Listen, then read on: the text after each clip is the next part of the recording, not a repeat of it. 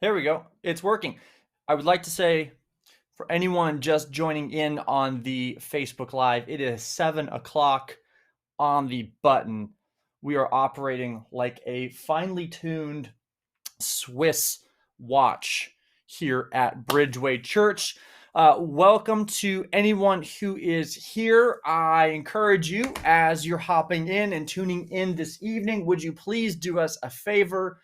Let us know, let me know that you're here so that I can give you a shout out in the comment section. Also, if you do us a favor, help us share this post when you can. So help us get the word out about the live broadcast.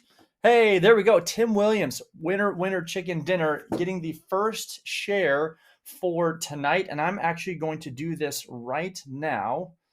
Let's see here. How do I do this? So I'm going to my phone. And you would think that as a millennial, I would know how to do this, but Facebook can sometimes be rather challenging.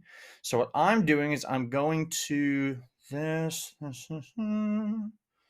Let me see here. Let's try this. BridgeWay Church. There we go. And let's see here. We've got our live. Oh, here I am. There we go. 6 watching. Let me.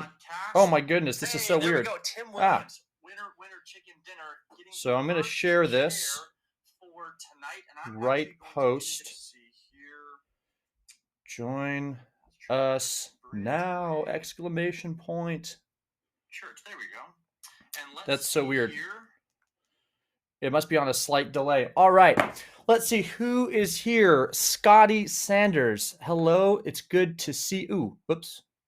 Stay on this page. There we go. Hi, Scotty. What's up? Not much. What about you? Who else is on right now? So again, this is a new format. It's a different kind of streaming interface that they used to have, and it's harder to figure out who is actually on right now. So if you could, do me a favor, drop me a note, preferably a comment, letting me know that you are here. Want to know who we're hanging out with tonight. We missed you. I missed you last Thursday. As you may know, that we were last week, we were doing our kickoff, or at least not our kickoff, maybe it was the second installment of our Holy Week series where we talked about events surrounding the resurrection. It was a fantastic time. Let's see, Justin. How are you doing, Justin? Hey, Jenny. Let's see, Laurel. Hi, Laurel. How are you? Hope all is well. So last week we didn't do this Facebook Live, but it was still hopefully a great time. If you joined us on our videos, we did a weekly, or not a weekly, like a live communion thing. It was a lot of fun. So I hope you guys got a chance to do it. Hey, Randy, Rebecca. Hey, how are you doing, Rebecca? Let's see, Julie Gantenbeim Wombolt. So good to have you, Jules. Jacqueline. Hey, Jacqueline and family. Hope you guys are doing fantastic. Micah and all the kids. So that was last Thursday. So I missed getting a chance to just kind of chat with you over the interwebs and to be together virtually. Hey, Becky, how are you? It's good to see you. Hope all is well with you and yours. So it's been a fantastic week, though. I think we can agree. Let's see, the weather's been great. We've been sitting out in our front yard a whole bunch, getting a chance to connect and hang out with neighbors. We actually some of our neighbors just moved. So if you're interested, by the way, if you want to A, get a house, and B, have some fantastic neighbors, you could be my next door neighbor. So that would be very exciting if you were into that kind of a thing. Anyway, so we've been watching kids play around in the neighborhood, and we've been just seeing who drives by. So now everyone's coming by to look at this new house. So we're trying to figure out like who our new neighbors might be. So fascinating stuff going on that's kind of like the most exciting thing that's happening right now. It's like, yes, like cars drive by slowly and we try to look in their windows. That's the most exciting thing that's going on. Okay, let's see who else is jumping on. Let me see. I've got a few things tonight by way of just some updates, things that are going on. And yes, we'll do that like we've been doing, just sharing for a few minutes. And then I've got a short devotional at the end that I will share with you all. But let's start by talking about something huge that's happening in my life right now. Oh, hi, Marianne. Good to see you. Okay, so am I the only one who has just recently discovered the show? Maybe you've heard of it, called Survivor. Okay, let's talk about Survivor just briefly here. So I remember way back when, I remember distinctly watching like a few episodes or maybe a season of Survivor. I couldn't have told you when it was. Turns out it was season 2. And so this was now 20 years ago almost. Survivor aired in the year 2000. I think it was 2000. And then maybe it's 1999. See if anyone can find and fact check this for me. Call it 2000. And I didn't know this. There have been 40, the show's still going, 40 seasons of Survivor. 40, which is absolutely crazy. And so I don't know who started doing this. I think my wife started watching these shows, and we've been watching Survivor, and it is fantastic. First of all, it's a very exciting show, and of course, it's like very simple, but it's also very complicated. I love it. Let me see who else has just jumped on here. Hey, Christine. Hi, Kelly Matthews. So Kelly, yeah, from Oregon. Boom, there you go. So we're watching lots of Survivor, and it is so amazing. We've watched the first season, the second season, and then now there's this whole Survivor subculture where there is this consensus about what are like the best seasons. And so we've been going through and sort of watching the best seasons. We just, my favorite one has been the Millennials versus Gen X season. That was an amazing season. We just finished Philippines. I think it was Philippines. Denise won. Oh, I shouldn't have told you that. It's like season 20 or 30 or something like that. So you'll probably not get it. Randy Wysocki, May 31st, 2000. Thank you, my friend. So it's been fantastic. And so I would say if you're looking for a show and you need to like kill, I don't know, like a quarter of your lifetime, you can watch all the Survivor episodes, and they're all on, I think, Netflix or Amazon or something like that. Okay, so yeah, Survivor, loving it. It's amazing. Let's see, a couple other things just by way of kind of updatey kind of things. I would like to encourage you, especially if you are a parent or a grandparent, go to our BridgeWay Kids Facebook page and follow our kids' Facebook page. So Tim and his team are all getting together, and we're doing a lot to try to provide content and just helpful videos for kids. On Sunday mornings, we have a whole kids service for them. And then on Fridays, we post another teaching, another lesson for you. And so for parents and for grandparents, or if you're kind of in any way working with little kids, it's a great resource. The kids love it. It's funny and it's engaging. And then it's also a great catalyst for conversations that you can start with your kids. And so I would encourage you, please do that. Go to the page and like it and subscribe to it so that you can get updates as well. So we want to get you, because we realize that sometimes when we post things on Facebook, it doesn't always automatically come to your Facebook feed, which is very frustrating, Facebook, by the way. I would like to send them a strongly worded note at some point. But follow the Facebook page. And on that same note, what we've decided to do, just to try to put all of our content in one central repository, if you go to YouTube and you search BridgeWay Church FM, so Flower Mound, you can subscribe to our YouTube channel, and then you can follow it, and then you can get notifications every time we post a new video. So that could be a sermon, that could be all of our kids stuff, it could be worship, the worship videos we've been posting. It's all going up on YouTube. And so that's probably the best place, in fact, to get at least all of our video content. So follow that, get the notifications, and then there's a little bell icon. If you press that, you'll get a notification every time we post something new. So even this thing we're doing tonight will go up on YouTube tomorrow. Let me see who has jumped on. Fran, hi Fran and Jack, so good to see you. I miss both of you. I think though, Jack, I will say it's very hard preaching without you in the room. because I don't know if you know this, but most of you know this, that I tell jokes that are most of the time not funny, like objectively not funny. They're just not good jokes. But I can always depend on my friend Jack Jasper giving me a laugh. And so I appreciate you, Jack. Miss you, and I'm envisioning you laughing in my ear as I'm preaching at my house. Let's see. Oh, so Fran and Jack, you guys are okay. You're Survivor fans. Fran and Jack, I would like you to tell me who your favorite character is that you've ever watched, or your favorite season, so that we can all know that, because I just think that'd be information that would be good to know. Let's see here. Jenny. Oh, thank you, Jenny, for posting the link. Michael Stathopoulos. Hey, Kyle. Hey, Michael. Gina Johnson. Hey, Gina. Fran Jasper. He's laughing. I love it. Thank you, Jack. I appreciate that. You should just record. Okay, Fran, do me this favor. Just record a photo or a video of Jack laughing. Just please do that and send it to me. Okay. Let's see here. So we've got kids' Facebook.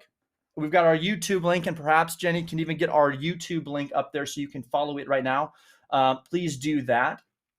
Also, if you've noticed, since last Thursday, we started to do, we're doing kind of like an online version of communion. And I know it's not quite the same as doing it at the church, but when we're doing our Sunday morning services, we're going to give you just some time, or if nothing else, we'll talk about it in Sunday services. And we're going to set up a time for you to take communion if you want to do that at home.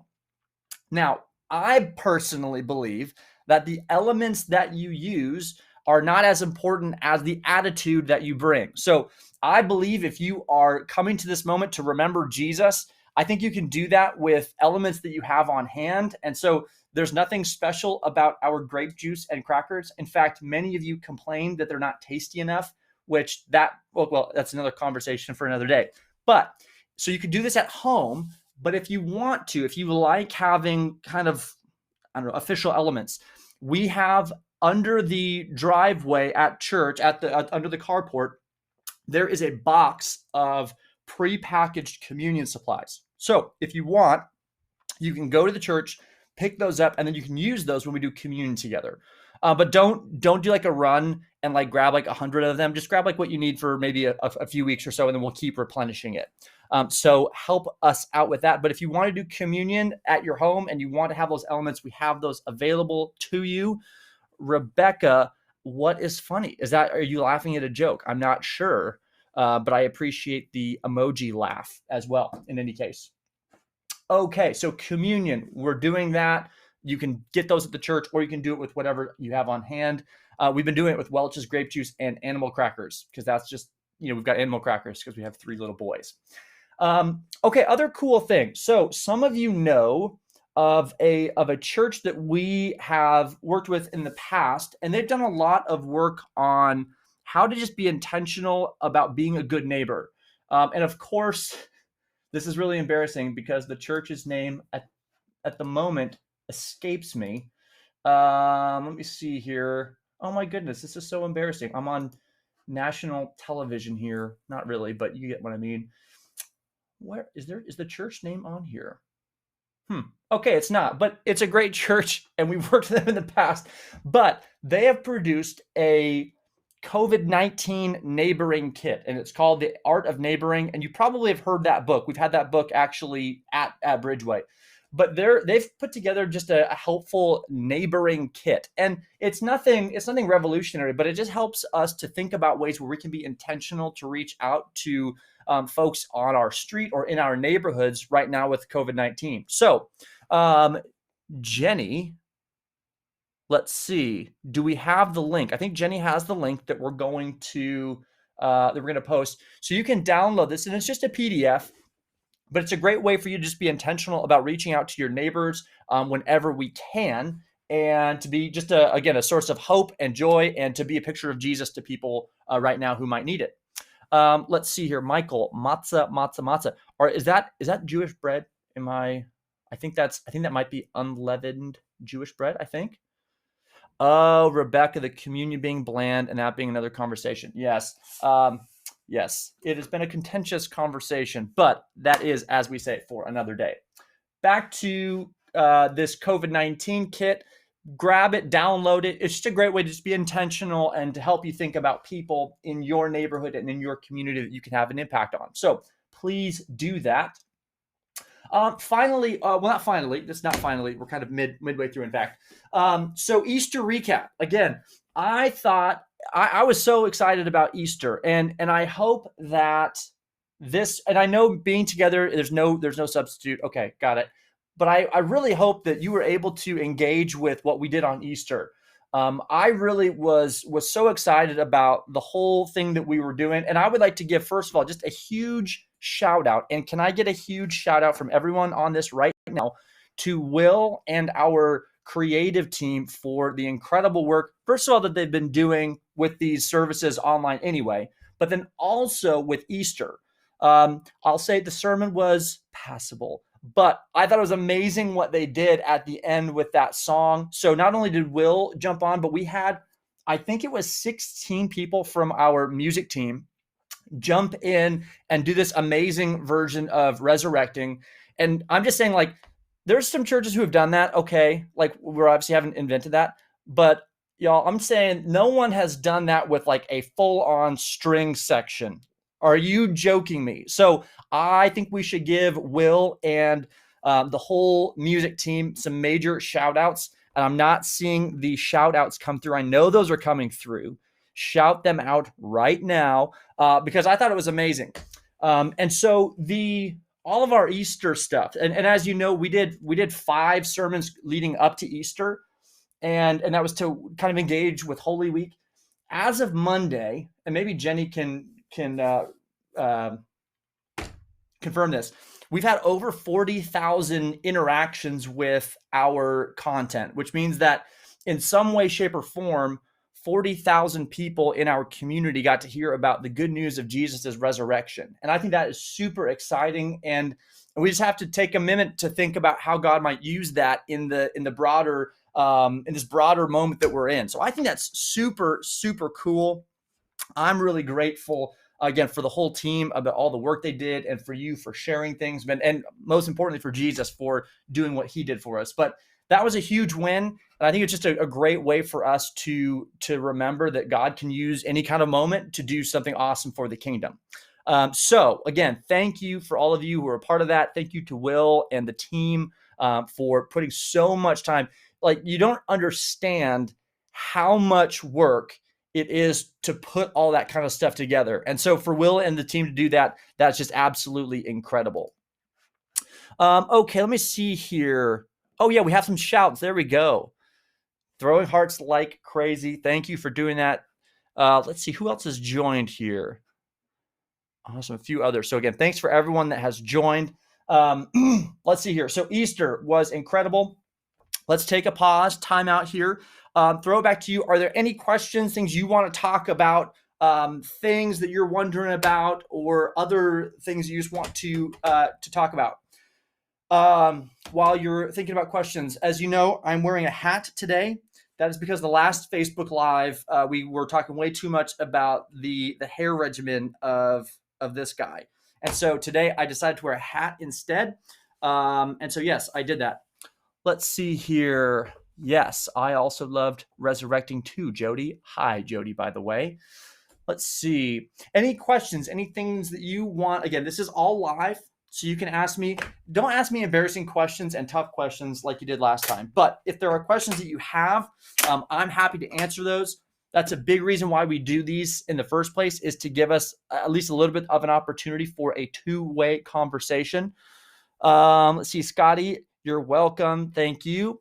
Yeah, so anything else we can do, though, any questions we can answer, I would love to give you an opportunity to ask those, and then I can answer them to the best of my ability live.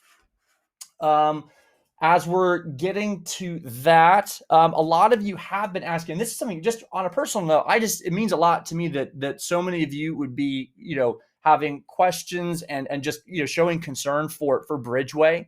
A lot of you have been asking how we're doing, how the staff is doing, how are we just doing as a church. And I just want to say how just blown away I am at first of all, how God continues to take care of us. In so many different ways. There are churches that are having to put the brakes on when it comes to their mission and vision. People are having to make really difficult decisions right now about things that they can do, or maybe staff that they have to lay off. And I've just been amazed at how God has continued to provide for us. We're able to not only just continue to do what we're doing, we're taking ground in our vision and our mission. Our Bridge Beyond campaign, as you know, is a really ambitious initiative. That's actually a hard word to say. Ambitious initiative. It's we're thought is gone. Oh, it was an ambitious initiative, and we've been able to continue to move forward. Now, obviously, you know that some of these things were on a little bit of a holding pattern, but in terms of our overall stability, both financially and just otherwise, we are in an incredibly advantageous place. And I want to thank you, because I realize that God's faithfulness oftentimes manifests itself in your faithfulness. And so, from a giving perspective, I want to thank all of you who are continuing to give to allow us to accomplish what God has set out for us. I want to encourage you to keep praying for the initiatives. Both that means our general operations. It means our existing missions points with Peter and Ria and all of our international and local missions points, as well as Jake and Stacy and Haley. Again, we're about to, as soon as travel restrictions are eased, we're going to be launching missionaries into the field. And so I'm really grateful for you. I'm grateful that God has placed us all together and that you're being willing to continue to give in a time really that's kind of scary. And a lot of people are wanting to hold back. But as a church, we're feeling like God's called us to move forward. And so we're doing that. So we're grateful for those of you who are on that journey with us. So again, thank you. Really, that's my message, is thank you. And I appreciate the concern that so many of you have. But you can just know that God is providing for us. That we're not in a position now where we're having to make difficult decisions like a lot of churches are. So I just want to thank you for that. And along with that, I just want to share with you, some of the things, obviously we're doing, we've got our vision and mission, but in response to the COVID-19 crisis, we're now also in a position where we can not only maintain our operations, but we're able to now give back to the community and to impact people who have been affected. And so what I wanted to do, I just wanted to share with you just a couple of stories that we've received. And these are from people who BridgeWay has been able to help. And so many of you know that we're doing an initiative called I Need Help. I know it's very creative, but it's a way for us to be intentional to meet needs of people that have been impacted by COVID-19. And we're not going to share any names, obviously, but I just wanted to share a couple of stories. And these are just people who have reached out to us to express gratitude. Let's see, I'm just going to read, I'm trying to do a brief summary of some of these because some of them are a little bit long. Let's see. So we have a member at our church whose husband is disabled, and so that there's a lot of strain already on this family, and the COVID-19 just put a few things over out of reach for them. And so we've been able to step in and provide some resources for that family, for a caretaker, and that's been a huge impact. Let's see here. There's another family. They have a member of their family who's disabled, and they're having a difficult time doing their normal job. And so we've also been able to step in to offer assistance for some of the needs that they have. Again, it says that they were blown away by the gesture of kindness and support from BridgeWay Church. Let's see here. We've had a couple of people, and I realize that especially if you own a small business or if you're involved with a small business, you've probably been disproportionately affected by this. And we have a couple of folks in our church who have. And there was a situation where some people had to be laid off, but BridgeWay was able to step in and offer assistance to some of the people who were laid off, just to help, just directly from us to them, without kind of relying on the government or anything, just to help fill in some of those gaps. Obviously, we can't do everything, but we tried to step in at a critical time to help out for people who are struggling. Let's see here. It said there's another BridgeWay member who was aware of a single woman in his connection group that needed help. And so again, we were able to step in and to relieve some of the pressing needs that she has. And again, I've got probably 15 of these, and I'm not going to read all of them, but I think it's just awesome to be able to realize the real impact that we're having for people right here, right now in this community. And you have to remember that every time we're able to do something for someone. We're doing that in the name of Jesus, and that's a representation of who he is and how he loves people. And so I'm just really excited to be a part of a church that's still committed to not only just our community, but the community, and really looking to reach out beyond our walls and to serve people. And so again, I'm really excited about that. I wanted to share that with you. Let me look at some of the comments here. Let's see, Teresa, could you also post things on Twitter for those who don't have Facebook? Okay, I will say this. Yes, we will do that. My concern is that if you don't have Facebook, you might not have Twitter, but hey, I could be wrong. So we will make sure that Instagram, Twitter, Facebook, MySpace, LinkedIn, whatever you're on, we'll try to make sure that all of our social platforms are up to date. Jenny, if you could help out with that, we appreciate you. And again, give it up for, again, we have a lot of incredible people like Will and the band who are great, but let's remember we have so many people behind the scenes who are working really hard to make sure that we are in a great position as a church. Specifically, I would like to acknowledge Jenny and Julie.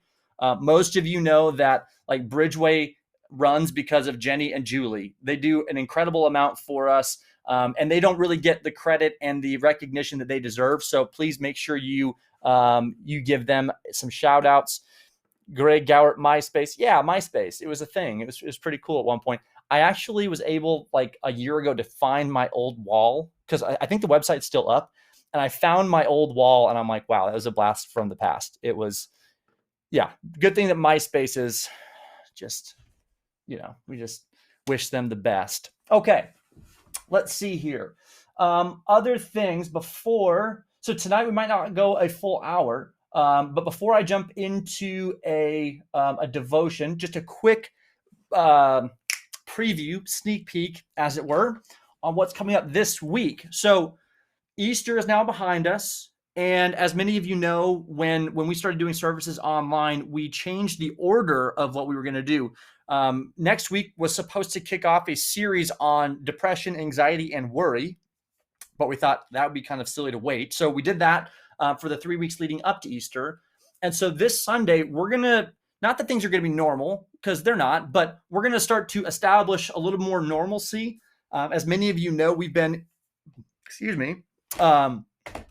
I wasn't getting choked up, by the way. That was a burp. We've been in a series going through the book of 2 Corinthians since really the first part of the year.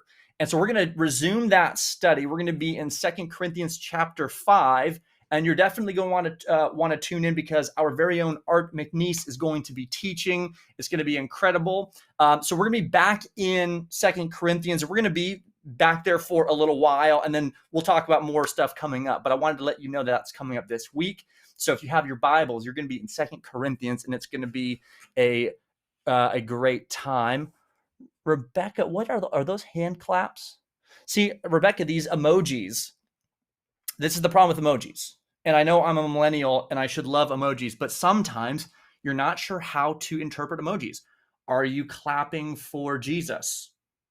Are you clapping for I need help? Are you clapping for 2 Corinthians or for Art McNeese? I think those are all good things to clap for.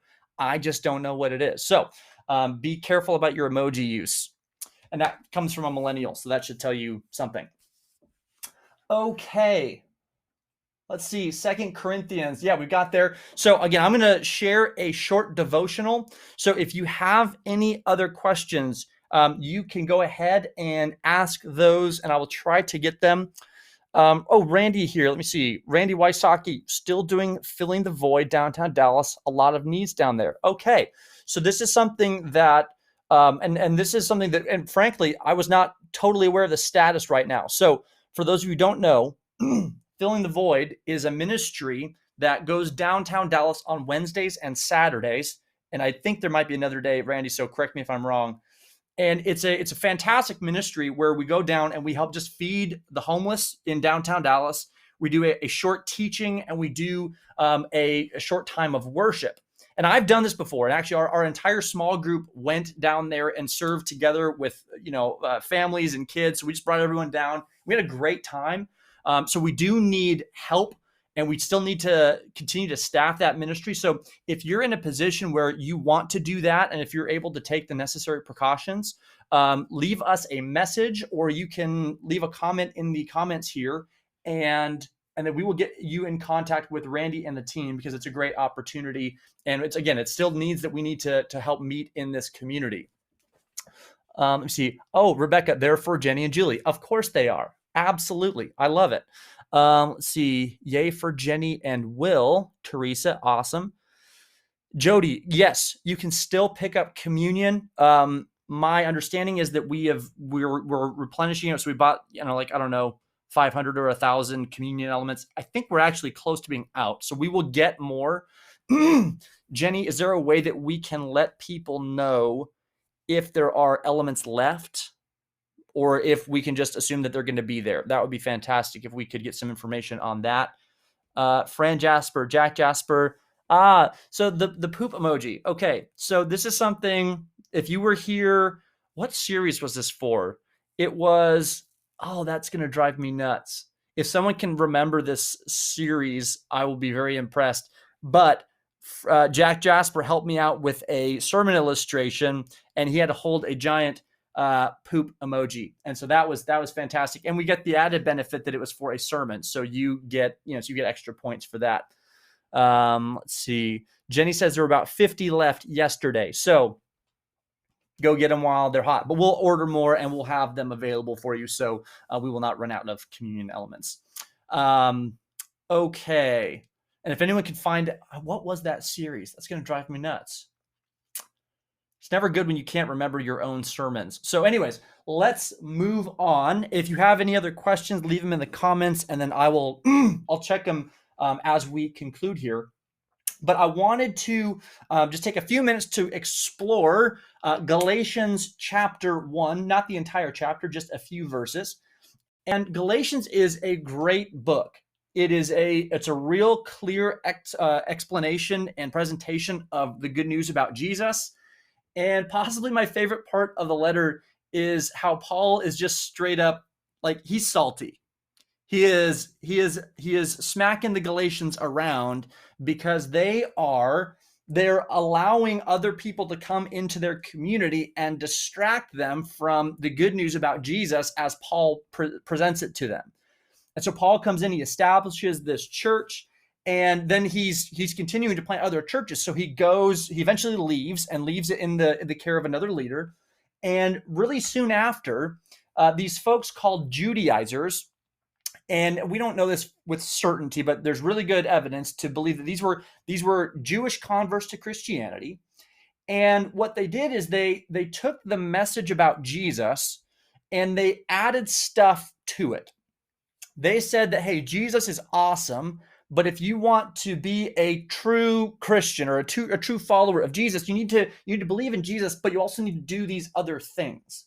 And we won't talk about what those other things are. And again, there's some debate, but basically there's a pretty good consensus that these Jewish people said that you needed to believe in Jesus, but you also needed to follow the Old Testament law if you wanted to be a Christian, as we would call it.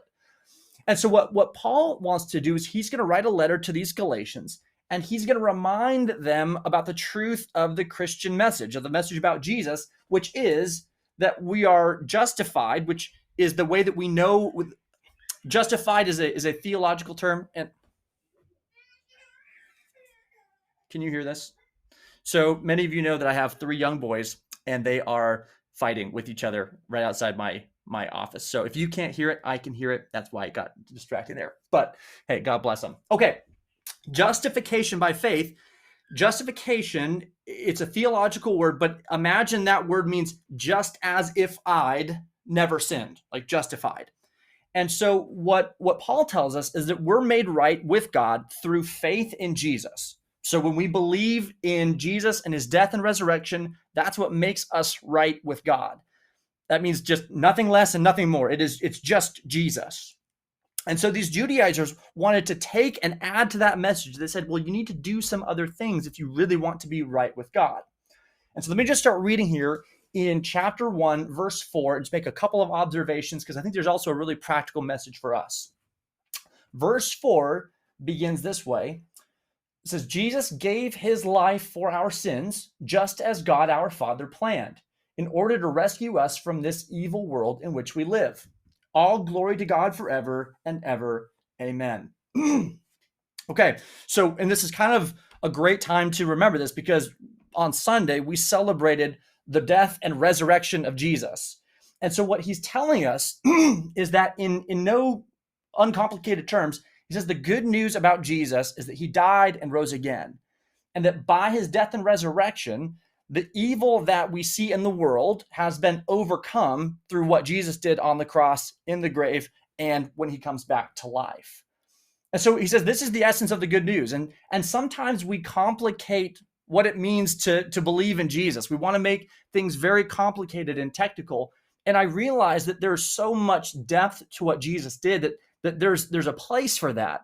But we also have to remember that the message about Jesus is fairly simple. And the good news is that Jesus died and rose again. And if you just thought about the fact where if you knew someone who died and rose again, you would agree that that is just very good news. And then, of course, the implications of that would be profound, but it's really a simple message. And that's what Paul is reminding them. So that's verse 4 and 5. Then he says this, and this is where Paul, I think, he's getting a little salty. He's getting a little bit in the face or in the grill of the Galatians. He says, I am shocked that you are turning away so soon from God, who called you to himself through the loving mercy of Christ. You are following a different way that pretends to be the good news, but it's not the good news at all. You are being fooled by those who deliberately twist the truth concerning Christ. And so again, what's happening here?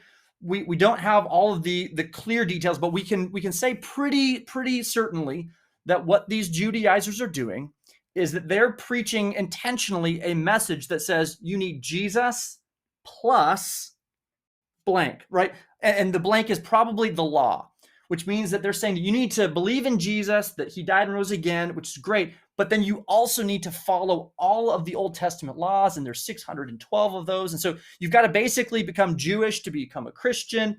And that's effectively the rule that they're trying to impose on the Galatians. And a lot of the Galatians are being fooled by this. And I think this is a good moment for us to remember the fact that though we're not Galatians and this isn't 2,000 years ago, I think there's a temptation for us to fall into the same trap where we want to say it's Jesus plus something. And I think in our culture and context is, well, at least something I see a lot, is that it's Jesus plus doing all the right things. Jesus plus moralism equals salvation. And moralism is basically the belief that if you do enough good things, and maybe by extension, if you don't do bad things, then God will be happy with you. And it's hard because there's some truth to that, right? Our belief in Jesus should cause us to act a certain way. And there should be certain things that we maybe used to do before we believed in Jesus that we don't do now, and vice versa. There's probably things we didn't do that now we do. Did I get that right? Yeah. So we want to add certain things to it. Now, again, there's always going to be implications for faith. There's always going to be a standard that Jesus wants us to live up to, and that's fine. And we need to understand that, and we need to be, in some ways, uncompromising on what God has called us to. But the good news about Jesus and what makes us right with God is by believing that Jesus died and rose again. So it's Jesus plus nothing is the good news. And then our lives, we start to live our lives differently in response to the good news, but we're not trying to conflate those two concerns. And then read with me in verse 8. This is where it gets really, really pretty intense here. Paul says, let God's curse fall on anyone, including us. He's talking about Paul and his crew of guys. He says, including us or even an angel from heaven, who preaches a different kind of good news than the one we preached to you. I say again, what we have said before, if anyone preaches any other good news than the one you welcomed, let that person be cursed. And that's pretty strong language. And I think Paul is using this language for good reason. It's because when you tweak the good news about Jesus, it is no longer good news. It becomes a list of rules and legalism. It becomes really like any other religion, because let's be honest, there are other worldviews and other faiths that can help you be a better person, I suppose. You can just try really hard to a certain degree to like not do certain things, and that might change you a little bit, but that's not the message of Christianity. The message of Christianity is that Jesus died and he rose again, and that through his death and resurrection, he now has the power over sin and over death, so that we are now free to not live the way that we used to live. And now we can experience a true sense of relationship and community with God that's not contingent upon how good we are or what we do, but rather how good Jesus was and what Jesus did. And that's the good news about Jesus and about Christianity. And so Paul is in some ways justified in being probably a little bit angry with the Galatians, because he presented to them this good news already. And they've allowed themselves to get focused on other things. And they've really been able to be led astray from the initial good news that Paul presents them. And so Paul continues in Galatians. Again, it's 6 chapters. It's a fantastic book, and it's such a clear picture of the gospel and what it means to believe in Jesus. I would encourage you to read it this week if you can. But I love how Paul begins this, because it's such an emphatic statement on keeping Jesus at the center of everything. And I think if for us, if we are remembering his words about being cursed, and if you're like me, I don't want to be cursed. I would like to avoid that if at all possible. And so the question is, how do we avoid being cursed, right? And what we have to do is just remember simply, there's only one message of good news, and that is Jesus of Nazareth, who lived a perfect life, who was killed on Good Friday by the Romans for sins and for charges that he didn't commit, that he laid in the tomb on Saturday, but then he was raised back to life by God's power on Sunday. And that's simple. Now, it's also profound. I get that, but it's simple. Remember, Jesus died and he rose again. That is the good news. And so what that helps us to do is to live our lives with a laser focus on Jesus. And again, the way I would say it is Jesus plus nothing else equals the good news. And so for us, we just have to remember that this is an opportunity for us, for those of us who believe in Jesus, to allow Jesus to be the sole focus of our lives, and to not allow anything else to be attached to the good news about Jesus, whether that's moralism, whether that's bringing in just kind of nebulous spirituality, whatever it might be. We need to be laser focused on Jesus, and then we won't be led astray by these false teachers or these people who want to corrupt this good news. And remember, we have to realize that Paul remembers, is framing this whole thing in by telling us that Jesus is the one who ultimately rescues us from the evil in the world.